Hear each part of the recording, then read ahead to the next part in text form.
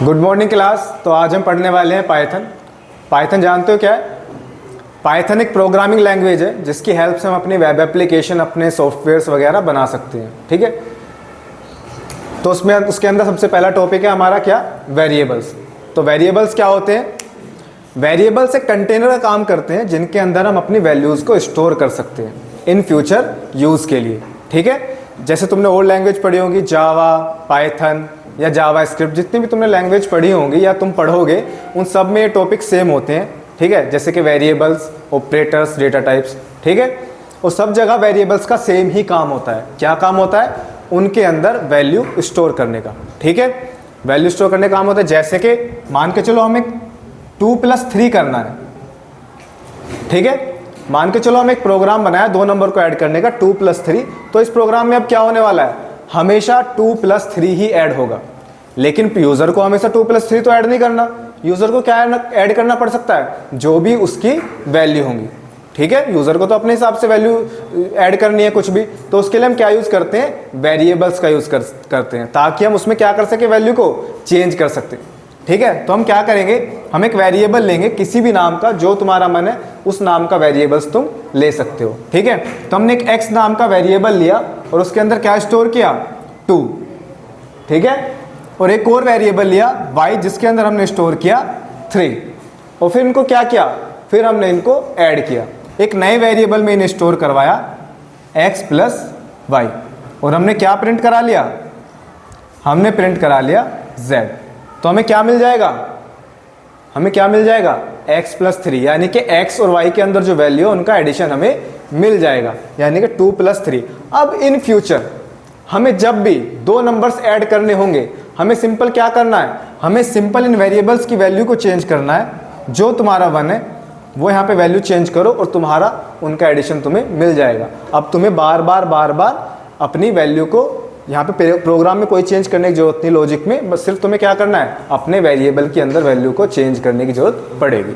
अब in future तुम्हें कहीं भी अपने प्रोग्राम में 4 की जरूरत पड़ेगी तो तुम 4 यूज नहीं करोगे, तुम सिंपल क्या यूज करोगे? x। अब वेरिएबल का एक यूज हो रहा है। अब मान के चलो तुम्हें 4 जगह 4 की जरूरत पड़ी। ठीक है, तुम्हें अपने प्रोग्राम में 4 जगह 4 की या 7 की जरूरत पड़ी।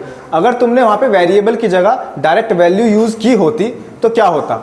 तो ये होता कि इन फ्यूचर तुम्हें उस 4 की जगह 5 लिखना हो, 7 लिखना हो, 8 लिखना हो, 10 लिखना हो, तो तुम्हें क्या करना पड़ेगा? अपने प्रोग्राम के अंदर जाके हर जगह जहां पर भी वो 4 या 7 लिखा है उसको क्या करना पड़ेगा?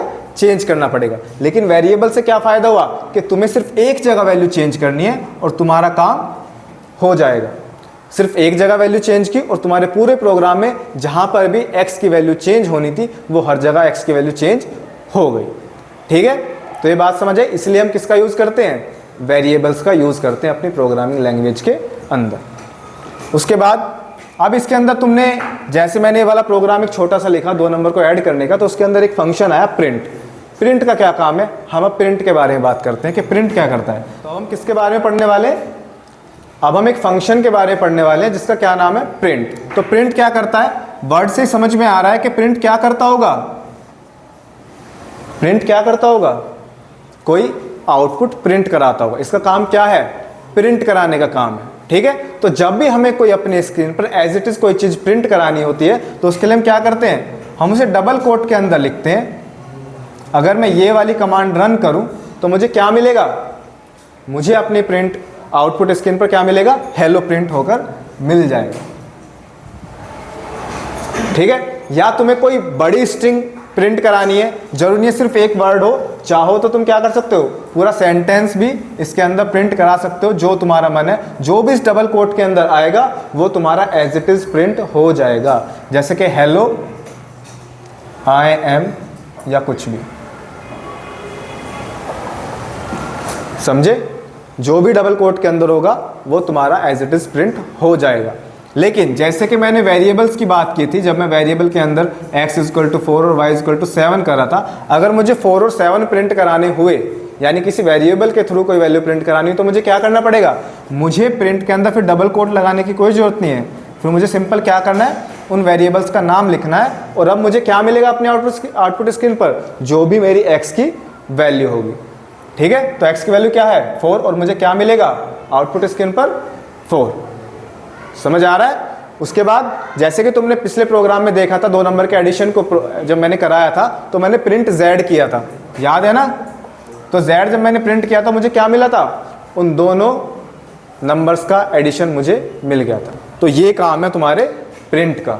तो एक फंक्शन तुमने पढ़ लिया प्रिंट, और इसका बहुत यूज आने वाला है, तो इसको ध्यान से समझ लेना। नेक्स्ट, इसके बाद हमारा नेक्स्ट टॉपिक क्या है? Data types.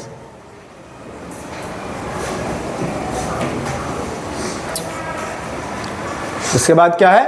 Data types. तो डेटा टाइप्स क्या होते हैं? वर्ड से ही समझ में आ रहा है कि जो हमारे डेटा के टाइप्स को डिफाइन करे उसे हम क्या बोलते हैं? Data types. यानी डेटा हमारा बहुत तरह का हो सकता है, जैसे कि नंबर्स हो सकते हैं, पॉइंट्स में नंबर हो सकते हैं, स्ट्रिंग हो सकता है, ठीक है, बूलियन हो सकता है। तो ये सब हमारे क्या है? Data type. तो जब से पहले अगर मैं इंटीजर की बात करूं, इंटीजर्स में कौन से आएंगे? इंटीजर्स में आएंगे हमारे जैसे 2, 3, ये सब क्या है? इंटीजर्स, ठीक है। उसके बाद है हमारा स्ट्रिंग। स्ट्रिंग कौन से होते हैं? जो भी हमारे इंग्लिश के वर्ड होंगे, जैसे कि मैंने अभी लिखा था हेलो, तो ये क्या है? ये एक स्ट्रिंग है, ठीक है। या ये भी कह सकते हैं कि डबल कोट के अंदर जो भी तुम्हारा आए वो क्या है? वो एक स्ट्रिंग है, भले ही चाहे वो नंबर क्यों ना हो।